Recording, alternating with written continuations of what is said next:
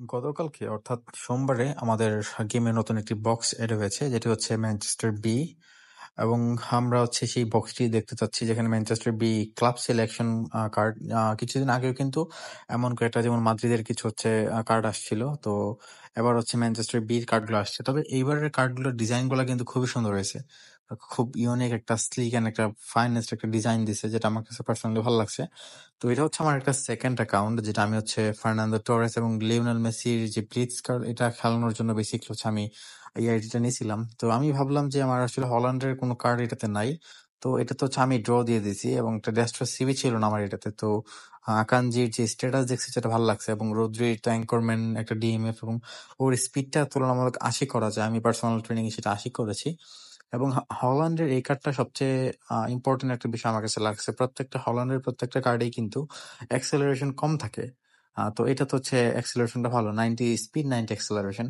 তো ওর হচ্ছে প্লেইং স্টাইল হচ্ছে টার্গেট ম্যান, যেটা হচ্ছে player that positions himself on the front lines as a target man and protects the ball with his physics. সে তার শরীর দিয়ে তার বলগুলোকে প্রোটেক্ট করে, এবং সে সবসময় নিজেকে একজন টার্গেট ম্যান হিসাবে, মানে আমরা যেমন কাউন্টার টার্গেট দিয়ে খেলাই, তো ওর এআই প্লেইং স্টাইলটা হচ্ছে কাউন্টার টার্গেটে, শুধু গোল গোল লাইনের কাছাকাছি সে সবসময় থাকবে, তাকে কাউন্টার টার্গেট দিয়ে খেলাইতে হবে না।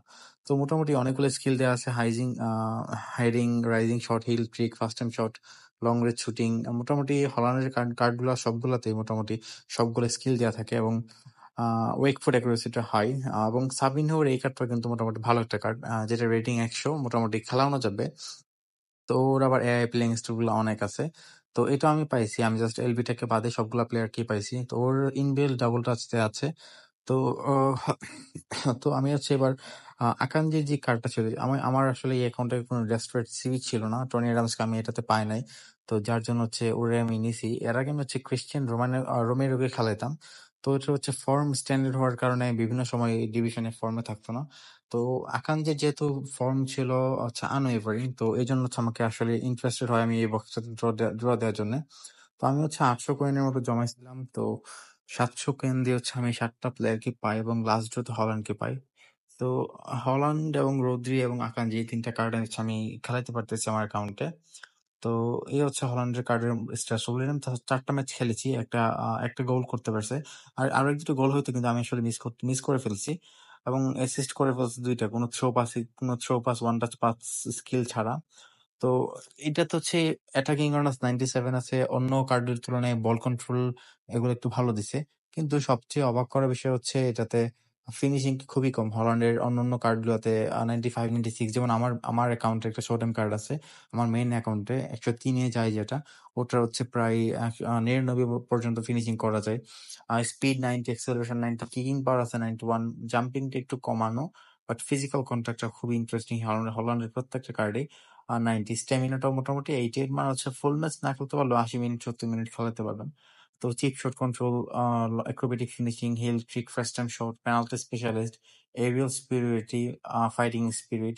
তো যে জাম্প আছে এর সাথে এরিয়াল সুপিরিয়রিটির মাধ্যমে আসলে খুব ভালো পারফরমেন্স পাওয়া যাবে, কর্নার থেকে হেডিং এ বা প্রত্যেকের দিকে অ্যাডভান্টেজ পাওয়া যাবে। তো রদ্রি এই কার্ডটা যদিও ১০০ যায়, কিন্তু আমি হচ্ছে ১০০-তে রেখে ট্রেনিং করছি, কারণ ওর স্পিডটা বাড়াইছি। এখন মোটামুটি সব প্লেয়ারই হচ্ছে স্পিড ভালো থাকে, যার কারণে 80 স্পিড না হলে একটা অ্যাঙ্করম্যান বা ডিএমএফ এর সমস্যা হয়। তো অ্যাঙ্করম্যানের প্লেইং স্টাইলটা হচ্ছে deep sitting defensive midfielder protecting the backline. তো হচ্ছে যেমন আমরা অন্যান্য অর্চেস্টার অথবা যদি আমরা বক্স টক্স প্লেয়ার খেলাই, ওরা হচ্ছে কিন্তু ডিফেন্স সামলানোর পাশাপাশি ওরা অ্যাটাকে ইনিশিয়েট করতে যায়, কিন্তু ও হচ্ছে অ্যাটাকে যাবে না কখনোই, সবসময় নিচে থাকার চেষ্টা করবে।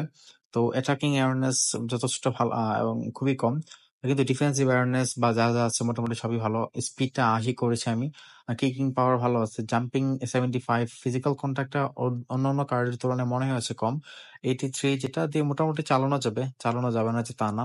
তো ওর মোটামুটি অনেক কিছু দেওয়া আছে: aerial superiority, man marking, through passing, one touch pass, long range shooting, sole control, rising shot, মোটামুটি সব স্কিল দেওয়া আছে। এবং এখন হচ্ছে আকানজির যে কার্ডটা, এটাও আসলে খারাপ না, একটা ডেসপারেট সিবি হিসেবে 99 রেটিংটা একটু কম, কিন্তু ওর যে স্ট্যাটাস দেখছি আমার কাছে মোটামুটি ভালো লাগছে।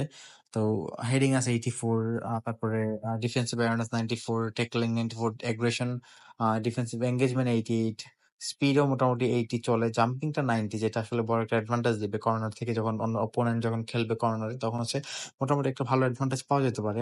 তো ফিজিক্যাল কন্ট্যাক্টটা 90 হলে সবচেয়ে ভালো হতো, বাট 88 মোটামুটি চালানোর মতো। স্টেমিনাও আছে, তো ওর সবগুলো স্কিল দেওয়া আছে: heading, weighted pass, long throw, man marking, interception, blocker, aerial superiority, সবকিছু আসলে দেওয়া আছে।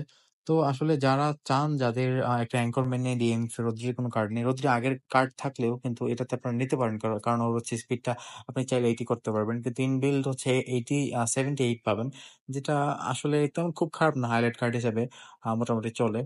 আর যাদের সিবি নাই,